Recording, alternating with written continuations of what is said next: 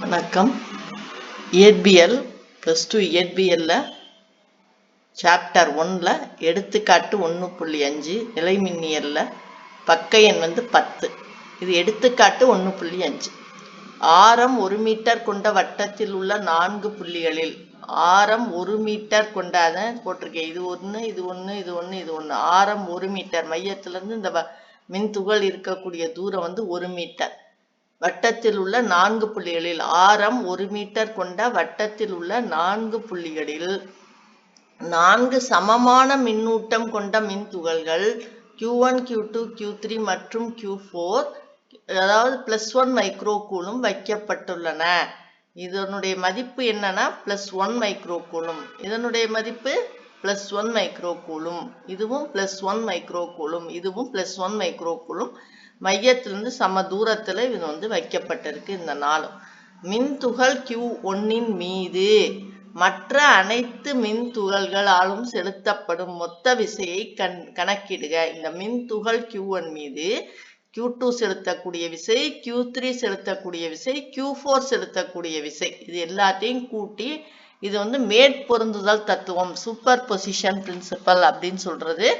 அதுல இருந்து கண்டுபிடிக்கணும். அப்ப நமக்கு வேணுங்கிறது F1, F12 + F13 + F14. இது மேல நம்ம என்ன பண்ணிக்கலாம், வெக்டார் போட்டுக்கலாம்.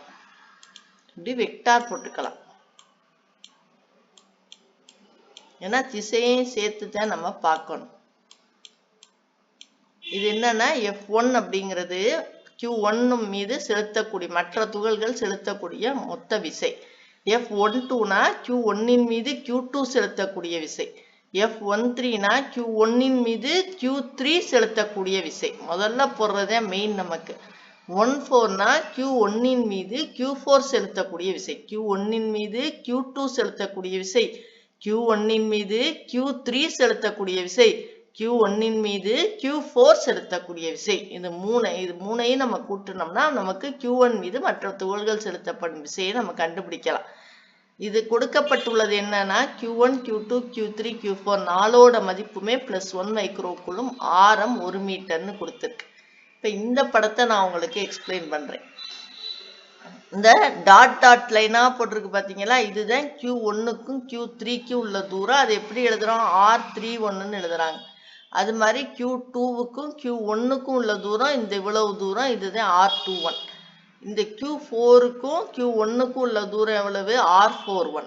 இப்ப இது நம்ம 1ன்னு சொன்னோமா, அப்ப Q1க்கும் Q3க்கும் எவ்வளவு, இது ஒரு 1, இது ஒரு 2, அப்ப எவ்வளவு R31. R31 2. இது ஒரு 1, அது ஒரு 1, கூட்டுனா 2. R31னா Q3க்கும் Q1க்கும் நடுவுல உள்ள தூரம். Q3க்கும் Q1க்கும் நடுவுல உள்ள தூரம். இங்கிட்டு ஒரு 1, இங்கிட்டு ஒரு 1, 2. இப்ப நமக்கு இந்த டாட்டர் லைனோட தூரம் R21 வேணும். R21 எவ்வளவுனா, இது பித்தாகரஸ் தேற்றத்தின்படி இது செங்குத்து கோணம். அப்ப இந்த ஸ்கொயர் அடுத்த பக்கம் பிளஸ் எதிர்பக்கம், அது ரெண்டையும் ஸ்கொயர் பண்ணோம் அப்படின்னா நமக்கு கர்ணம் கிடைக்கும். இது கர்ணம். இந்த 90 டிகிரிக்கு எய்த்தாப்புல உள்ளது கர்ணம். இந்த கர்ணத்துக்கு இது ஒரு 1 தானே, இது ஒரு 1, இது ஒரு 1. இது AB² + BC² நம்ம போடுவோம் இல்லையா, =CA² 1² + 1² எவ்வளவுன்னா √2. இதுவும் √2, இதுவும் √2 தான். எது, R21. இப்போ R41 பாருங்க, இது ஒரு 1, இது ஒரு 1. அப்ப இது √1² + √1². இதுவும் எவ்வளவு, √2 தான். இதுவும் எவ்வளவு, √2 தான். அப்ப இது ரெண்டும் எவ்வளவுன்னா சமமான அளவுகள், √2, √2. நமக்கு Fக்கு உங்களுக்கு இது தெரியும், ஃபார்முலா என்ன போடுவோம்னா K னா 9 × 10⁹ K × Q1 Q2 2 Q வரும் விசையை பொறுத்த வரைக்கும், /R² போடுவோம். இந்த F மேல இருக்கு, இந்த R கீழே இருக்கு. அப்ப இந்த R குறைய குறைய F கூடும், R குறைய குறைய F கூடும், R குறைய குறைய F கூடும். இப்ப இதுக்கு R பார்த்தா 2, இதுக்கு பார்த்தா √2. √2ன்னா அதனுடைய மதிப்பு என்ன அப்படின்னா 1.414. அப்ப 2 விட கம்மி தானே. அதனால இது 2னா இது 2 கம்மியா தான் இருக்கும். இது 2னா இது அதிக தூரம், இது 2 கம்மி தூரம். அப்ப இந்த அதிக தூரம் அதிகமாக அதிகமாக விசை என்ன ஆகும்? கம்மியாகும். 2 வந்து இன்வெர்ஸ்லி ப்ரொபோர்ஷனல்னு சொல்றது, தலைகீழ் விகிதாச்சாரம். அப்ப வந்து இங்க என்னன்னா F13 பாருங்க, சின்ன ரெட் கோடு போட்டிருக்காங்க. F14க்கும் F12க்கும் இதை விட 2 மடங்கு போட்டிருக்காங்க. அதே சமயம் 2 ஒரே அளவு. ஏன் ஒரே அளவுனா இந்த 2 தூரமும் ஒரே அளவு. R21 R41 ஒரே அளவு தூரமா, அப்ப அந்த விசையோட நீளம் வந்து ஒரே அளவு தான் இருக்கும். ஆனா F13 விட கூட இருக்கும். ஏன் கூட இருக்குன்னா இது 2, இது 1.414 தான். R குறைய குறைய இந்த F கூடும். இது 2 ஏன் ஒரே அளவா போட்டிருக்குன்னா இது 2 √2 ஒரே அளவு. அதனால இந்த 2 இதெல்லாம் அர்த்தம் இருக்கு. நம்மளா சும்மா போடுறது இல்லை. F13 கம்மியா போடணும், F14 கூட போடணும். அதுலயும் இது மாதிரி 2 மடங்கு போடணும். அது வந்து உங்களுக்கு அந்த கால்குலேஷன் அப்ப தெரியும் ஏன் 2 மடங்கு போடுறோம்னு. இது எவ்வளவு போடுறீங்களோ அதை விட 2 மடங்கு பெரிதா போடணும். இது ரெண்டையும் சம தூரத்துல போடணும், சம அளவு போடணும். இந்த F14 F12 சம அளவு போடணும். இதுதான். இப்போ உங்களுக்கு முதல்ல R31 எப்படி, R21 என்ன, R41 சொல்லிட்டு அடுத்து F13 ஏன் சின்னமா வரைகிறோம், F14 F12 ஏன் ஒரே அளவு வரைகிறோம், ஏன் F13 விட F14 F12 பெருசா வரைகிறோங்கிறதையும் சொல்லிட்டேன். இப்ப நடுவுல இந்த தீட்டான்னு ஒண்ணு இருக்கு பாத்தீங்களா, அதனுடைய கோணத்தை பார்க்கணும். இப்ப F13 வந்து ஒரே அச்சு எக்ஸ் அச்சுலே வந்துருது. ஏன் எக்ஸ் அச்சுலே வருது? Q3 வந்து Q1 எந்த அச்சுல இருக்கோ அதே அச்சுல Q3 இருக்கு, அதே எக்ஸ் அச்சுல Q3 இருக்கு. ரெண்டும் ஒரே அச்சா இருக்கிறதுனால இது நேரே F13 வெளியில வந்துருது. ஆனா Q1 எக்ஸ் அச்சுல இருக்கு, Q4 வந்து இங்க ஒய் அச்சுல இருக்கு. அப்ப இது செலுத்தக்கூடிய விசை இப்படி சாய்வு விசையா போயிடும். சாய்வு விசையா போகையில இந்த சாய்வு விசை இந்த எக்ஸ் அச்சோட எவ்வளவு கோணத்தை ஏற்படுதோ அதுதான் தீட்டா. அதே மாதிரி Q1 இங்க எக்ஸ் அச்சுல இருக்கு, Q2 ஒய் அச்சுல இருக்கு. அப்ப Q2 Q1 மீது செலுத்தப்படும் விசை இந்த R21 மேலே வந்தா இங்க வந்துடும். அப்ப இந்த F12ங்கிற வெக்டார் வந்து இந்த எக்ஸ் அச்சோட ஏற்படுத்தக்கூடிய திசை வந்து தீட்டா. இதுவும் தீட்டா, இதுவும் தீட்டா. ஏன் ரெண்டையுமே ஒரே அளவு வச்சிருக்கோம் அப்படின்னா, இப்ப இது வந்து 90 டிகிரின்னு சொல்லிட்டோம். இது ஒரு இது ஒரு. அப்ப ரெண்டு சமபக்கம், இரு சமபக்க முக்கோணம். இது இரு சமபக்க முக்கோணம்னா இந்த 2 கோணமும் ஒரே அளவுல இருக்கும். எவ்வளவு இருக்கும்னா இது 90 போக ஒரு முக்கோணத்துக்குள்ள 180 டிகிரி தான் இருக்கணும். 3 கோணத்தையும் கூட்டினா 180 டிகிரி. அப்ப இது 90 போயிடுச்சுன்னா இது 2 90, இது 90 போயிடுச்சுன்னா இது 90 போயிடுச்சுன்னா இது ரெண்டையும் கூட்டினா 90. ஆனா இந்த 2 பக்கங்களும் சமமா இருக்கிறதுனால இந்த 2 கோணங்களும் சமமா இருக்கும் ஒரு இரு சமபக்க முக்கோணத்துக்கு. அப்ப இது 45 டிகிரி, இது 45 டிகிரி, இது 45 டிகிரி. இது 45 டிகிரினா இது ஆல்டர்னேட் ஆங்கிள். இதுக்கு ஆல்டர்னேட்டா இருக்கு பாருங்க, இதுக்கு எதிர்பக்கம் அப்படியே இருக்கு பாத்தீங்களா, அதனால இதுவும் என்ன ஆயிரும் 45 டிகிரி ஆயிரும். கோணம் வந்து 45 டிகிரி. அதே மாதிரிதான் இதுவும், இது ஒரு 90 டிகிரி, இதுவும் ஒண்ணுதான், இதுவும் ஒண்ணுதான். இந்த பக்கத்தோட அளவும் ஒண்ணுதான், இந்த பக்கத்தோட அளவும் 1 மீட்டர் தான். இரு சமபக்க முக்கோணம். அப்ப இது ஒரு 45, இது ஒரு 45, இது 45னா இது எவ்வளவு? இதுவும் 45. அதனால ரெண்டையுமே நம்ம தீட்டான்னு வச்சிருக்கோம். இப்ப புரியுதா இந்த படத்துல என்னென்ன குறிச்சிருக்காங்க, ஏன் குறிச்சிருக்காங்க, அது ஒவ்வொன்றும் எவ்வளவு அளவு. R31 பார்த்தோம், R21 பார்த்தோம், R41 பார்த்தோம். R31ங்கிறது R21 R41 காட்டிலும் அளவு கூட, அதனால அதனுடைய விசையோட அளவு கம்மியா இருக்கும். R21 R41 அளவு கம்மிங்கிறதுனால விசையோட அளவு கூட இருக்கும். இது ரெண்டும் சம அளவுங்கிறதுனால இந்த விசையோட அளவும் சம அளவா இருக்கும். இந்த சம அளவா இருக்கும். இந்த கோணம் எவ்வளவுனா இது 90 டிகிரி, இது இரு சமபக்க முக்கோணம். அதனால இது 45 டிகிரி, இது 45 டிகிரினா இதுக்கு மாற்று திசையில இருக்க மாற்று கோணமும் 45 டிகிரி. இது 45 டிகிரி, இது 45 டிகிரினா இதனுடைய மாற்று கோணம் அப்படியே பாருங்க, ஆப்போசிட் சைட்ல அப்படி இருக்கும் 45 டிகிரி, ஆல்டர்னேட் சைட்ல இருக்கும் 45 டிகிரி. அப்ப இதனுடைய தீட்டா எவ்வளவு? 45. இதெல்லாம் பின்னாடி கணக்குல நம்ம பயன்படுத்துவோம், அதனால நம்ம இப்பவே கண்டுபிடிச்சு வச்சுக்கோம். இதுதான் இந்த படத்தோட விளக்கம். R31 அதெல்லாம் கண்டுபிடிச்சிட்டு கோணமும் கண்டுபிடிச்சிட்டோம், ஏன் இந்த படம் வந்து இப்படி வரைஞ்சிருக்கோங்கிறதையும் கண்டுபிடிச்சிட்டோம். இப்ப அடுத்த படத்துக்கு வாங்க. இந்த F13 நேரதான் இருக்கு, அதை பிரிக்க வேண்டாம். ஆனா F14ங்கிறது ஒரு சாய்வு விசை. எந்த சாய்வு விசையையும் நம்ம அதனுடைய வெக்டார் கூறுகளை 2 கூறுகளா பிரிப்போம். அதனுடைய வெக்டார் கூறுகளை 2 கூறுகளா பிரிப்போம். 1 எங்க தீட்டா இருக்கு நமக்கு? இங்க தீட்டா இருக்கு. அப்ப இது இப்படி ஒரு கோணமாவும் இப்படி ஒன்னாவும் பிரிக்கணும். 2 கூறுகளா பிரிக்கணும். இந்த தீட்டா எது இருக்கோ அதுக்கு பக்கத்துல உள்ளது F14 cos தீட்டா. இங்க வெக்டார் போடக்கூடாது. ஏன்னா வெக்டாரத்தை நம்ம 2 கூறுகளா பிரிக்கிறோம். cos தீட்டா இது I டைரக்ஷன்ல இருக்கு. அதனால இது வந்து I கேப். சரியா? இது வந்து F14 sin தீட்டா. இந்த தீட்டாவுக்கு பக்கத்துல உள்ளதை cos தீட்டான்னு போத்துங்க. இது F14 sin தீட்டா. இந்த வெக்டாருக்கு பதிலாக தான் இங்க கேப் போடுறோம். அதனால இங்க வந்து அதனுடைய எண் மதிப்பு தான் போடணும். F14 sin theta. இது வந்து எங்க இருக்கு?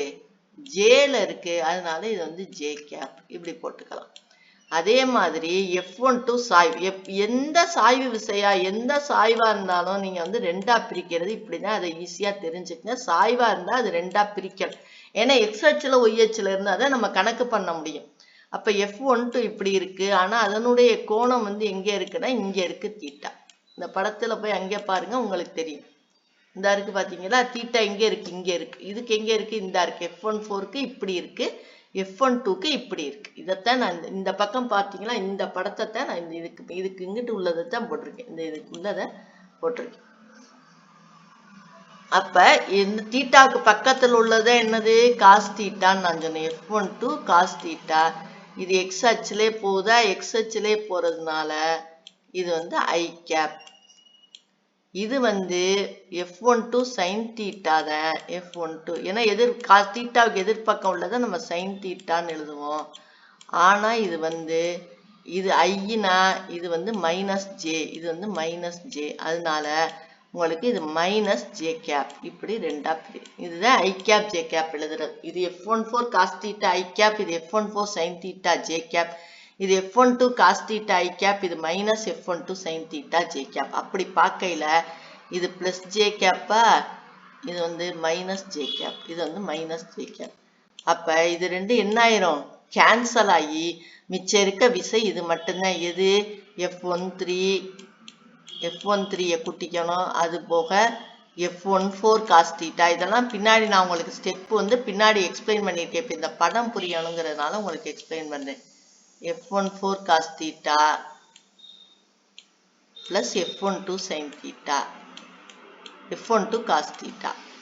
இதுதான் நமக்கு கிடைக்கக்கூடிய மொத்த விசை. அதாவது இது மூணையும் கூட்டுனா நமக்கு இருக்கக்கூடிய விசை. ஏன்னா இது ரெண்டு என்ன ஆயிரும்? கேன்சல் ஆயிரும். இது ரெண்டும் கேன்சல் ஆயிரும்.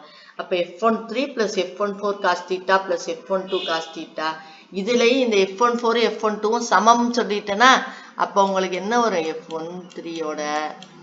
F13 மட்டும் போட்டு அதோட 2F12 அப்படின்னு வச்சுக்கலாம். 2F12 2F14 வச்சு, ஏன்னா ரெண்டு சமம். F14 cos தீட்டா ரெண்டுமே ஐ கேப்ல இருக்கு. அதனால ஐ கேப் அப்படின்னு வச்சிடலாம். F13 ஐ கேப்ல தான் இருக்கு. அப்ப என்ன எழுதிக்கலாம்? F13 I gap. இதான் நம்ம கண்டுபிடிக்கணும். F13 I cap plus 2F14 cos theta I cap. இதுல போட்டு சப்ஸ்டியூட் பண்ணா கூட ஆன்சர் கரெக்டா வரும். ஆனா உங்களுக்கு இந்த ஸ்டெப்பு பூரா நான் பின்னாடி நான் எக்ஸ்பிளைன் பண்ணிருக்கேன். ஏன்னா புக்ல எக்ஸ்பிளைன் பண்ணதுனால நான் உங்களுக்கு அதை வந்து எக்ஸ்பிளைன் பண்ணியிருக்கேன். ஆனா இதுல சப்ஸ்டியூட் பண்ணாலே ஆன்சர் வந்து F13 I cap 2 plus 2F14 cos theta I cap. F13 plus 2F12 cos theta I cap. இதுதான் ஃபைனல் ஃபார்முலா. இப்போ நான் வந்து இந்த எக்ஸ்பிளைன் பண்ணேன் பார்த்தீங்களா? இதை பூராமே இந்த படத்தை இதை பூரா இப்போ வரிசையா ஸ்டெப் பை ஸ்டெப்பா, ஏன்னா ஸ்டெப்புக்கு மார்க் இருக்குங்கிறதுனால ஸ்டெப் பை ஸ்டெப்பா உங்களுக்கு சொன்னேன். மேற்பொருந்துதல் தத்துவம் சூப்பர் பொசிஷன் பிரின்சிபல் படி F1 வெக்டார் இங்கே போட்டேன் பார்த்தீங்களா? அதை தான் இங்கே எக்ஸ்பிளைன் பண்றேன். இங்கே போட்டேன் பார்த்தீங்களா? அதுதான் F1 vector is equal to F12 vector plus F13 vector plus F14 vector. முதல்ல எப்பவுமே வெக்டார்னு போட்டு கண்டுபிடிக்க முன்னாடி அந்த எண் மதிப்பை மட்டும் கண்டுபிடிச்சிட்டு அதுக்கப்புறம் வெக்டார் போடையில இங்க என்ன கேப்போ அது போட்டா ரொம்ப ஈஸி. அதனால எந்த கணக்கு கொடுத்தாலும் எண் மதிப்பை முதல்ல கண்டுபிடிச்சுக்கின்னு அதுக்கப்புறம் அது எந்த திசையில செல்லுதோ நம்ம அதை போட்டு வெக்டார் மதிப்பை கண்டுபிடிக்கலாம். இப்ப நம்ம முதல்ல கண்டுபிடிக்க வேண்டியது F13. ஏன் இதை முதல்ல கண்டுபிடிக்கிறேன்னா Q1 Q3 நேர் அச்சுல இருக்கு பாத்தீங்களா? அதை ஈஸியா கண்டுபிடிச்சிடலாம். Q1 Q3 நேர் அச்சுல இருக்கிறதுனால இதை நான் முதல்ல ஈஸியா கண்டுபிடிச்சுக்கிறேன்.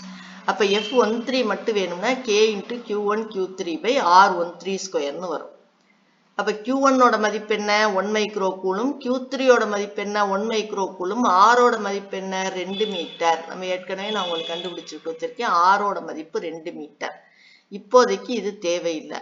அப்ப F13 எண் மதிப்பு எவ்வளவு? K வந்து 9 into 10⁻9, Q1 வந்து 1 into 10⁻6. ஏன் -6 போடுறேன்? மைக்ரோங்கிறதுனால 10⁻6 into 1 into 10⁻6 by கீழே 2. அதை என்ன பண்ணணும்? ஸ்கொயர் பண்ணணும் ஃபார்முலா படி. அப்போ 9 into 10⁻9, 1 into 1 1, 10⁻6ஐயும் 10⁻6ஐயும் பெருக்குனா 10⁻12 36 போட்டுறாதியே. ஏன்னா அடுக்குல உள்ளதை கூட்டணும். பெருக்கையில அடுக்கில் உள்ளதை கூட்டணும், வகுக்கையில அடுக்கில் உள்ளதை கழிக்கணும். இதெல்லாம் உங்களுக்கு மேக்ஸோட ஃபண்டமெண்டல். -6ஐயும் -6ஐயும் கூட்டினா -12. இப்போ 9 into 1 எவ்வளவு? 9. இதை 9 - 12ன்னு அடுக்கில் எழுதிக்கிறேன். 2 ஸ்கொயர் வந்து 4. இது வந்து 9ல இருந்து 12 போச்சுன்னா எவ்வளவு? 3. ஏன்னா 9ல இருந்து 12 போகாது, 12ல இருந்து 9 கழிக்கணும் 3. 12 தான் பெரிய நம்பர், அதுக்குள்ள சைன் மைனஸ், அதனால 10⁻3. 9 4ஆல வகுத்தா 2.25 into 10⁻³ நியூட்டன். இதுதான் என்னது? F13. ஆனா நமக்கு வேண்டியது என்னது? F13 vector. அது எந்த திசையில போகுதுன்னு நான் சொன்னேன்? X அச்சுல போகுது. X அச்சுல போகுதா? அதனால அதுக்கு என்ன போடணும்? நம்ம I கேப். X அச்சுல போனா I கேப், Y அச்சுல போனா J கேப், கீழே போனா -J கேப், -Xல போனா -I கேப். இப்ப நமக்கு X அச்சுல போறதுனால நம்ம இந்த கேப்புக்கு பதிலா என்ன போடணும்? I கேப்னு போட்டு நியூட்டன் எழுதணும். இதான் F13. இது நேர் விசை. இதை கண்டுபிடிச்சிட்டோம். இது ரொம்ப ஈஸி. அடுத்து நம்ம கண்டுபிடிக்க வேண்டியது சாய்தள விசைகள் F12 and F14. அப்ப நான் என்ன சொன்னேன்? F12 ஓட எண் மதிப்பும் F14 ஓட எண் மதிப்பு ஒண்ணுதான். ஏன்னா Q1 Q2 ஒண்ணுதான், R12ம் ஒண்ணுதான், எல்லாமே சமம்ங்கிறதுனால. F14நாலும் Q1 1 மைக்ரோ கூலும் தான், Q4 வந்து 1 மைக்ரோ கூலும் தான். ரெண்டுக்கு இருக்க தூரமும் R√2 தான். Q1ம் Q2ம் அதே தான், Q2ம் Q4ம் அதே தான், R12ம் அதே தான், R14ம் அதே தான். அதனால F12 F14க்கு ஈக்குவல். ஏன் புரியுதா? Q1ம் சமம், Q2ம் சமம், R12ம் சமம். Q1ம் சமம், Q1 Q2, Q1 Q2 Q3 எல்லாமே சமம். Q3 Q4 எல்லாமே சமம். அதே மாதிரி R12 R41 சமம். 1 சொல்லலாம், 2 சொல்லலாம். R41 சமம். இப்படி எல்லாமே சமமா இருக்கிறதுனால F12 எதுக்கு ஈக்குவல்? F14க்கு ஈக்குவல். அதனால சமம். Q1 சமமா இருக்கணும், அப்பதான் சமம். இது தொலைவு சமமா இருக்கிறதுனால மட்டும் சமம் இல்லை, மின்துகளோட மதிப்பு சமமா இருக்கிறதுனால இது சமம். அப்ப இப்ப சப்ஸ்டியூட் பண்றேன். Kக்கு பதிலாக 9 into 10⁻9. இது வந்து 1 into 10⁻6, 1 into 10⁻6 √2 ஸ்கொயர். நீங்க F14 போட்டாலும் அதே தான். 1 into 10⁻6, 1 into 10⁻6 √2 ஸ்கொயர். அப்ப 1 into 1 1, 10⁻6 into 10⁻6 10⁻12, √2 ஸ்கொயர் பண்ணா 2. மேல 9 into 9, இது 9 - 12 by 2. இது 9 into 10⁻3/2, 4.5 into 10⁻3 நியூட்டன். இது பாருங்க, இது 2.25, இது 4.5. இது மாதிரி இது 2 மடங்கு இருக்கா? அதனாலதான் இங்க போடையில என்ன பண்றாங்க? இது மாதிரி 2 மடங்கு, இது 1 மடங்கு போட்டா இது 2 மடங்கு. ஏன்னா இதனுடைய மதிப்பு 2.25, இதனுடைய மதிப்பு 4.5. அப்ப அது மாதிரி 2.25 வந்து என்ன இருக்கு? 4.5 ஆயிடுச்சு. 2.25 4.5 ஆயிடுச்சு. அப்ப அதனுடைய மதிப்பு வந்து 2 மடங்கு கூடும். இது ஏன் சமம்னு போட்டிருக்கேன்னு இப்ப புரியுதுல? Q1 Q2 சமம், R12 R14 சமம், எல்லாமே சமமா இருக்கிறதுனாலதான் சமமா இருக்கு. இப்ப நான் F14 ஏற்கனவே சொன்ன மாதிரி 2 கூறுகளா பிரிச்சுட்டேன். நம்ம கண்டுபிடிச்சிருக்கிறது வெறும் எண் மதிப்பு. வெக்டார் போடையில அது சாய்வு வெக்டார், சாய்தள வெக்டார்கள் அப்படிங்கிறதுனால அது என்னவா பிரிஞ்சிருது? F14 cos theta I cap plus F14 sin theta J cap ஆகும். இது வந்து F12 cos theta I cap minus F12 sin theta J cap ஆகும் பிரிஞ்சிருது. ஏன்னா இது கீழே வர்றதுனால இந்த படத்தை நான் இங்க போட்டிருக்கேன் பாருங்க. F14 வெக்டார் வந்து F14 cos theta I cap plus F14 sin theta J cap பிரிஞ்சிருது. இது f12 cos theta I cap minus f12 sin theta j capனு பிரிஞ்சிடும். F14 F12 ஒண்ணுங்கிறதுனால நான் இந்த என்ன பண்ணிட்டேன், F12க்கு பதிலா நான் F14 போட்டு எழுதிட்டு இது ரெண்டையும் கூட்டும் போது இது F14 plus F12 ஆயிடுது. இது 2 F14 cos theta I cap ஆயிடுது. இது அடிபட்டுறது. இப்ப 2 into F14 ஓட எண் மதிப்பு 4.5 into 10 power minus 3 cos theta ஏற்கனவே theta ஏன் 45 டிகிரின்னு சொல்லிட்டேன் I cap. இப்ப 2 into 4.5னா 9ன்னு வரும். ஆனா நான் என்ன பண்ணிட்டேன், cos 45 டிகிரிக்கு மதிப்பை கண்டுபிடிச்சு 1/√2ன்னு போட்டேன். இந்த 2 என்ன பண்ணியிருக்கேன், √2 எழுதிக்கலாம். அப்ப இந்த √2 இந்த √2 அடிபட்டு ஒரு √2 தான் இருக்கு. இந்த √2ஓட மதிப்பு என்னன்னா 1.414. அதையும் இந்த 4.5ஐயும் பெருக்கும் போது எனக்கு 6.363 கிடைக்குது. into 10 power minus 3 I cap Newton. அப்ப F14 F12 கூட்டுனா அதனுடைய மதிப்பு கிடைக்குது. அப்ப நம்ம மேற்பொருந்துதல் தத்துவம் படி F1ங்கிறது F13 plus F14 plus F12. F13 தான் 2.25 into 10 power minus 3 I cap. இது ரெண்டையும் சேர்த்து கிடைச்ச தொகை தான் 6.363 into 10 power minus 3 I cap. இந்த 10 power minus 3 I cap 10 power minus 3 I capங்கிறது காமன். அதை வெளியில எடுத்துட்டு இது ரெண்டையும் கூட்டி காட்டியிருக்கேன் பாருங்க, 8.613. அதனால 8.61 தான் புக்ல இருக்க answer. 8.61 into 10 power minus 3 I cap Newton. நான் படம் எக்ஸ்பிளைன் பண்ணல, எல்லாமே எக்ஸ்பிளைன் பண்ணிட்டேன். ஆனா ஒவ்வொரு ஸ்டெப்பா போடணுங்கிறதுனால இங்க நான் உங்களுக்கு போட்டு அதுல இருந்து சப்ஸ்டியூட் பண்ணி கண்டுபிடிச்சிருக்கேன்.